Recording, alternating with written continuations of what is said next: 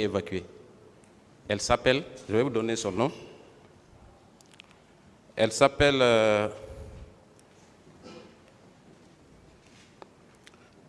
Alpha Oumar Bari. Quelle personne? Oui, c'est le patient qui était censé, la promesse, vous aviez tenu une promesse à un patient pour son évacuation sanitaire à l'étranger. Il s'appelle Bari Alpha Oumar. Vous n'avez jamais tenu votre promesse, mon colonel. Pourquoi? Ah, maître, moi, je crois, j'ai évacué une personne. Très bien. À l'hôpital. Elle n'est pas partie, mon colonel. À l'hôpital de Et je vais vous dire dans quelles conditions vous lui avez promis l'évacuation. Parce qu'elle a parlé. Est-ce que nous parlons de la même personne? Oui, nous parlons de la même personne. Celle que le président Dadis, avec laquelle le président Dadis a échangé quand il est venu à l'hôpital pour s'enquérir de la situation sanitaire des blessés qui étaient à l'hôpital. Elle s'appelle Bari Alpha Oumar. Elle est sortie dans les ondes. Elle est sortie à la télévision nationale. Elle a échangé des propos avec le président Dadis. Vous l'avez soudoyé. Vous avez promis son évacuation à Dakar pour qu'elle accepte de raconter à la face du monde ce que vous vouliez. Voilà comment vous avez procédé, mon colonel. Vous avez demandé à un des membres de votre cellule de crise de chercher un malade, un patient, pour que lui, qu'il soit préparé à tenir un discours pour faire bonne figure à l'arrivée du président Dadis et du président Blaise Compaoré. Voilà ce que vous lui avez appris à dire. Je vais vous lire son procès verbal. Il s'appelle Alpha Oumar Bari. Il s'agit du procès verbal en date du 5 avril 2011. À la deuxième page, voilà ce qui est écrit.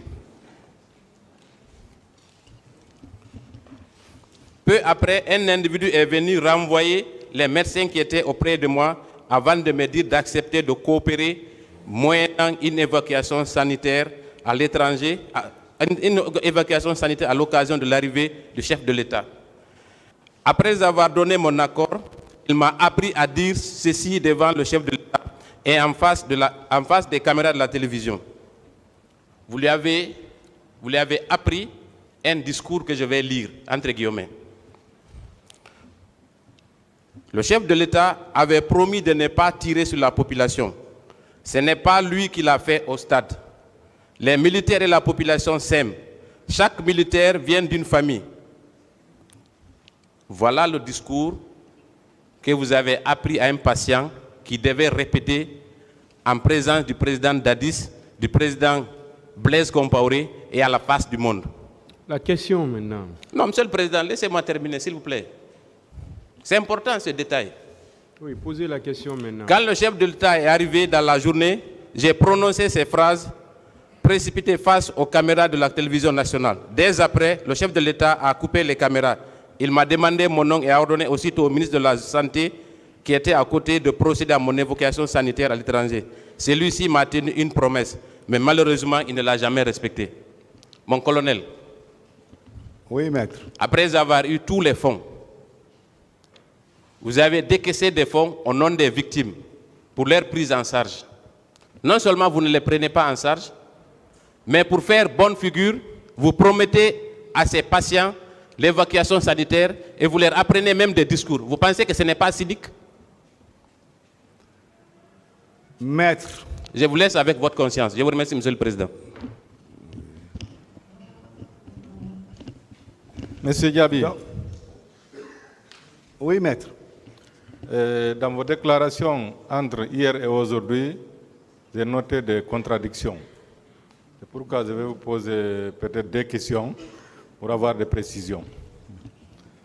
Premièrement, en partance pour Koya, hier, vous avez dit, ça a été noté dans le primitif, et c'est même enregistré, que vous avez été appelé par la directrice de l'hôpital Donka. C'est à la suite de ça que vous avez rebroussé chemin. Aujourd'hui, ici, vous avez dit que c'est le colonel Oumar Sano qui vous a appelé. Et à votre tour, vous avez appelé la directrice. Entre les deux versions, laquelle on va retenir? Maître,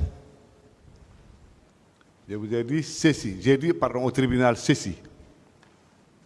Le premier coup de fil, c'est le colonel Omar Sano, à l'époque chef d'état-major général des armées, qui a demandé ma position. J'ai dit que je suis à Koya.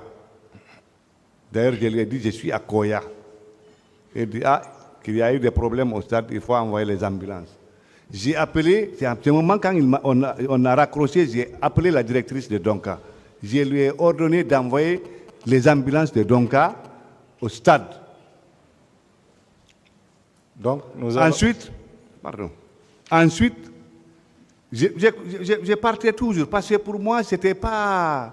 Peut-être c'est un accident, un truc, mais c'est après, quelques minutes après, la directrice de Donka même m'a appelé. Elle m'a demandé ma position, je lui ai dit que je pars à Koya. Je lui ai dit que je suis en partance pour Koya. Elle me dit, il y a eu beaucoup de problèmes, il y a eu des problèmes au stade, il y a beaucoup de blessés. De venir à Donka. C'est ce que j'ai dit au tribunal. Donc nous pouvons retenir que c'est le colonel Omar Sano qui vous a appelé. Le premier. Le premier. Je suis d'accord. Tout est enregistré. Merci. La deuxième contradiction. De retour de Koya, vous êtes venu au camp Alpha Yaya. Oui. À partir du camp, vous êtes parti à l'hôpital Donka. Moi-même, je vous ai posé la question hier. Si vous n'avez pas eu de difficultés pour venir à Donka, vous avez dit que la circulation, vous étiez ministre, donc il n'y avait pas de problème. Presque au même moment, vous êtes parti à Nongotadi pour prendre la clé de la pharmacie centrale. Vous avez dit que par rapport à ça, la situation était explosive. Vous êtes parti difficilement. Est-ce que vous ne trouvez pas une contradiction entre les deux? Maître, moi, ce que j'ai dit au tribunal, je reprends. J'ai repris ça, je crois, 3 ou 4 fois. Mais comme je suis tenu obligé de reprendre, sinon, voici mon itinéraire. Quand ça a mouru, Koya, mais je ne suis pas arrivé à Koya. J'ai rebroussé chemin. Je suis rentré au camp Alpha Yaya, Diallo. J'ai pris mes gardes-corps. Nous sommes venus à Donka. À Donka, j'ai pris Dr Sié Kondé, à l'époque directeur national des établissements hospitaliers. Nous sommes partis au camp Samori. Je me suis changé. Du camp Samori, nous sommes partis à Nongo, Tadi.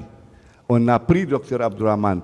Nous sommes revenus jusqu'au camp Alpha Yaya, jusqu'à la hauteur du camp Alpha Yaya. Moi, j'ai laissé le véhicule continuer avec Dr Sié Kondé et Dr Abdourahmane. Moi, je suis descendu là-bas au camp Alpha Yaya. Je suis rentré pour rendre compte au président Dadis. Après avoir rendu compte au président Dadis, je ne suis plus revenu à Donka. Je suis parti directement au ministère de la Santé. Et la nuit, vers 20h, j'ai quitté le ministère de la Santé, j'ai rejoint Alpha Yaya. C'est ce que j'ai dit, à résumer. Je suis d'accord. Vous avez fait à peu près combien de temps lorsque vous êtes arrivé à Donka avant de partir à Nongotadi? Là, franchement, je n'ai pas chronométré. Vraiment. Okay. Et puis j'étais complètement confus avec ce que j'ai vu. Je suis d'accord avec ce que vous avez expliqué. Le problème, c'est que vous avez dit qu'en venant à Donka, la circulation était libre, il n'y a pas de problème. Et qu'en allant à Nongotadi, la situation était explosive. Vous êtes parti difficilement. C'est ce que j'ai noté comme contradiction. Vous ne trouvez pas? Non, y a pas, moi je ne trouve pas une contradiction. D'abord, en partant à Nongotadi, nous avons évité la route de Prince. Mais il y a un point où on ne pouvait pas éviter la route de Prince parce qu'il faut traverser la route de Prince. Mais passer par l'autoroute qui était plus fluide, comment on appelle ça, la tannerie, rond-point Cosa. Et c'est là où il y avait des échauffourées, c'est là-bas où il y avait des problèmes. Mais quand même, nous sommes débrouillés, on a continué et puis on est parti à Nongotadi. D'accord, dernière question. Est-ce que vous êtes prêt à vous confronter avec certains médecins qui vous auraient déclaré que si c'est comme ça, il faut nous tuer tous? Oui. Oui, maître. D'accord. Merci, Monsieur le Président.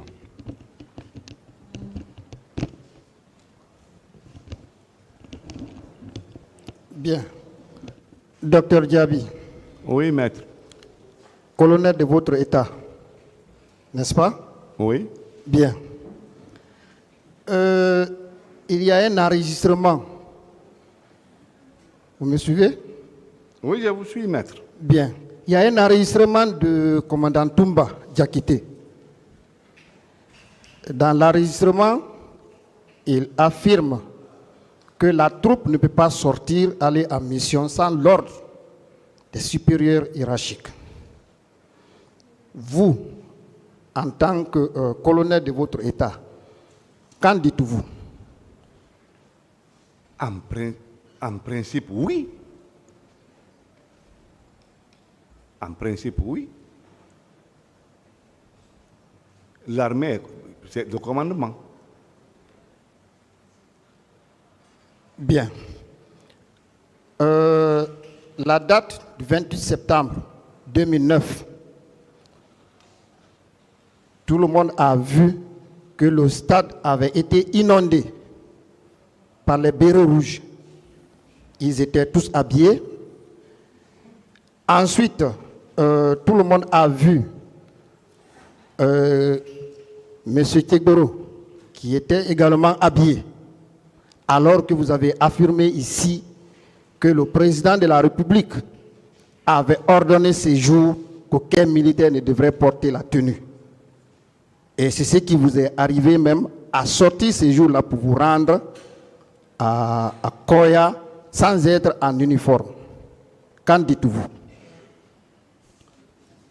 Je crois avoir dit, sinon si je ne l'ai pas dit, peut-être c'est un oubli, c'est tous les militaires qui n'étaient pas en activité ne devaient pas sortir avec leur tenue militaire dehors, en dehors des camps.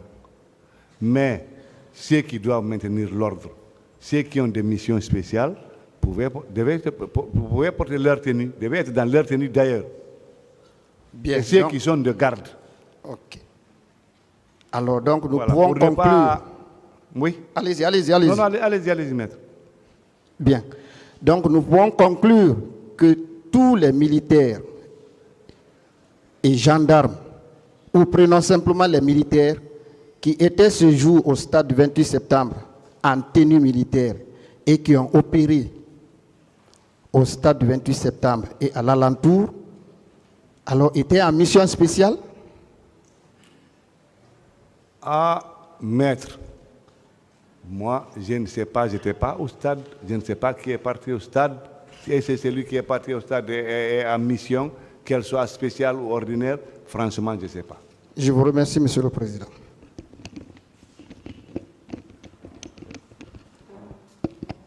Merci, Monsieur le Président.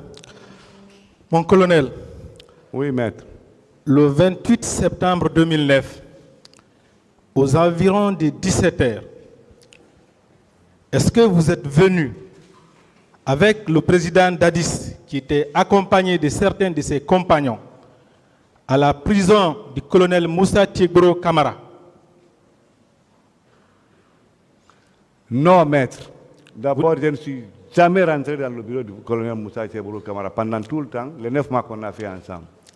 Je ne parle pas de son bureau, je parle de sa prison. Non, pas moi. Ça, c'est pas moi. Je ne suis pas venu là-bas avec le président Dadis.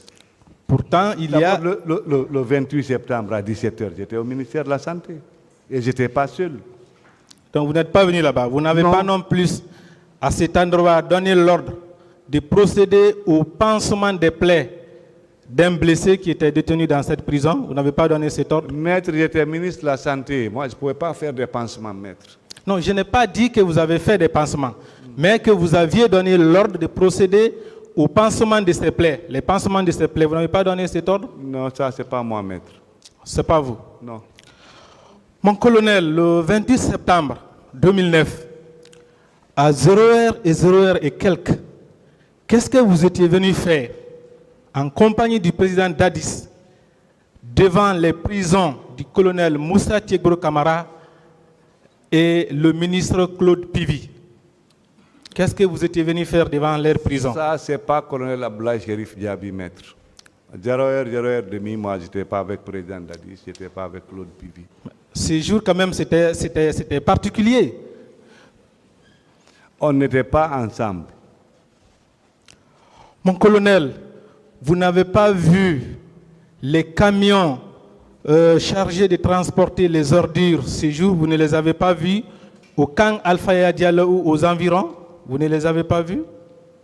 0h20, c'est pas quand Alpha Yaya, le 28 septembre. Je n'ai pas vu, je n'ai rien. Je n'étais pas à Alpha Yaya d'ailleurs. Mon colonel, vous et le président Dadis, vous ne vous rappelez pas avoir donné les ordres ces jours, je précise toujours, à 0h et 0h et quelques, qu'on procède à l'embarquement des personnes vivantes, des personnes mortes, et qu'on procède immédiatement à leur enlèvement avant l'arrivée des experts? Vous n'avez pas donné de tels ordres, Ça, mon colonel? Ça, c'est pas colonel Abdoulaye Chérif Diaby, ça, maître. C'est pas vous. Non. Pour terminer, avec la permission du président, je vais vous lire l'interrogatoire d'une partie civile qui sera certainement confrontée à vous dans ce procès. Il s'agit de M. Yacouba Bari qui dit ceci. Je vous précise qu'au moment de ma détention à la prison de Thiégbro, aux environs de 0h, des pick-up de la gendarmerie ont embarqué des personnes vivantes pour une destination inconnue. Aux environs de 0h30, deux autres pick-up ont embarqué de la prison de Pivi des personnes vivantes pour une destination inconnue. J'ai également remarqué une dizaine de camions bennes destinés au ramassage des ordures remplis de cadavres pour les envoyer vers Yimbaya ou autres destinations. Sur la question des juges d'instruction, à savoir, au moment qu'on embarquait les personnes détenues à la prison de Thiégbro et de Pivi, est-ce que les deux y étaient? Voici sa réponse. Oui. D'ailleurs, même Dadis était présent.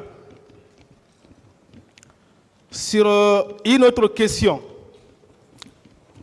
qui est la suivante, des instructions ont-elles été données concernant la destination de ces camions et par qui? Voici sa réponse. Les instructions étaient données par le capitaine Dadis et l'ex-ministre de la Santé, Dr Chérif Diaby, pour l'enlèvement immédiat de ces camions vers Yimbaya avant l'arrivée des experts. Qu'est-ce que vous en dites, mon colonel? Ça, c'est pas moi, maître. C'est pas vous? Non. Merci. Le moment de la confrontation viendra. Monsieur le Président.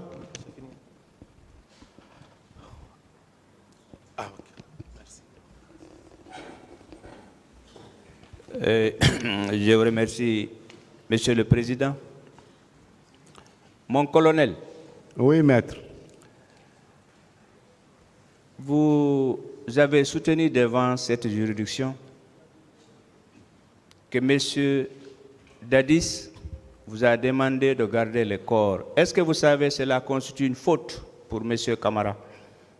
Non, je ne savais pas. Bien. Est-ce que vous savez les actes que le chef de l'État d'alors et le gouvernement d'alors engagent aujourd'hui l'État guinéen, tant bien que mal? Est-ce que vous savez cela? Oui. Sincèrement, je vous remercie. Ensuite, pourquoi, après avoir reconnu cette tragédie, pourquoi vous n'avez pas démissionné? Pardon, maître, moment, pourquoi? Pourquoi? J'ai dit, pourquoi, oui, après avoir prié pour les victimes là aujourd'hui, après avoir vraiment reconnu ce qui s'est passé au stade, c'était grave, pourquoi vous n'avez pas démissionné en tant que ministre, pas en tant que médecin? Pourquoi vous n'avez pas démissionné? Démissionné en 2009, non. Bon, bien. Est-ce que vous savez, il y avait un ministre qui avait démissionné? Est-ce que vous connaissez le ministre qui avait démissionné en ce moment? Il y avait 2 ou 3. Bien.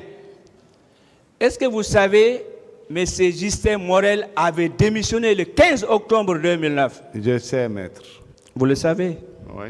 Merci. Monsieur mon colonel,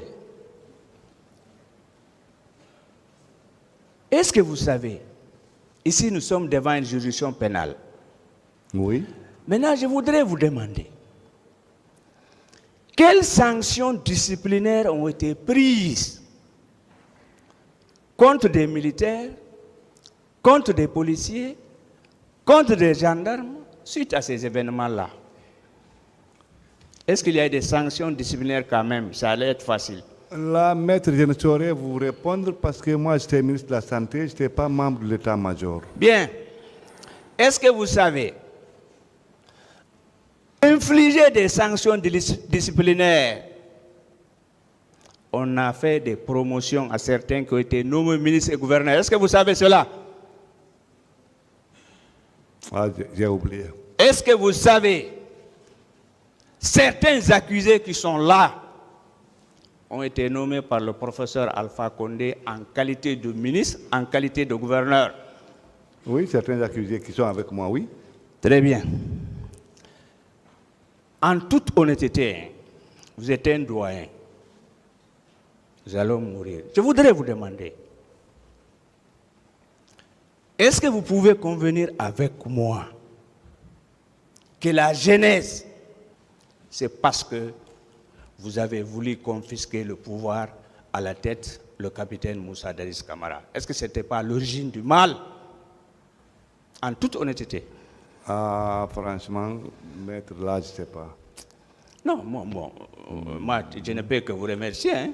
Oui, d'accord. Mais en toute honnêteté, est-ce que ce n'est pas le fait que le capitaine Dadis a dit à Kaloum ici, je peux ôter la tenue et me porter candidat? Est-ce que ce n'était pas la genèse là? Bon, maître, là, je te peux ni non, merci, hein, moi je suis satisfait pour ça. Bien. Mon colonel. Oui, maître. Est-ce que vous savez que les victimes aussi veulent être libérées? Parce que vous avez déclaré, aujourd'hui vous êtes libre, vous êtes exprimé. Est-ce que vous savez, les victimes d'abord veulent être libres, libérées, faire leur deuil, comprendre ce qui s'est passé dans cette affaire? Est-ce que vous savez cela? Oui. Bien. En toute honnêteté, j'ai fini. Souvent, je ne suis pas long. En toute honnêteté. Alors, si vous tous, vous soutenez que vous n'êtes pas responsables, alors, quels sont les présumés auteurs des événements du 28 septembre? Parce que ce ne sont pas des drones qui sont venus massacrer les populations. Ce ne sont pas des drones qui sont venus, excusez-moi d'utiliser le terme, faire ce qu'ils ont fait sur nos mamans, sur nos sœurs, sur nos femmes, sur nos nièces.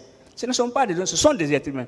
Est-ce que quand même, d'après vos informations, vous pouvez quand même nous dire au peuple de Guinée, au monde entier qui nous suit, vraiment, moi je pense que c'est tels et tels qui sont responsables de ces événements, y compris s'il y a des civils.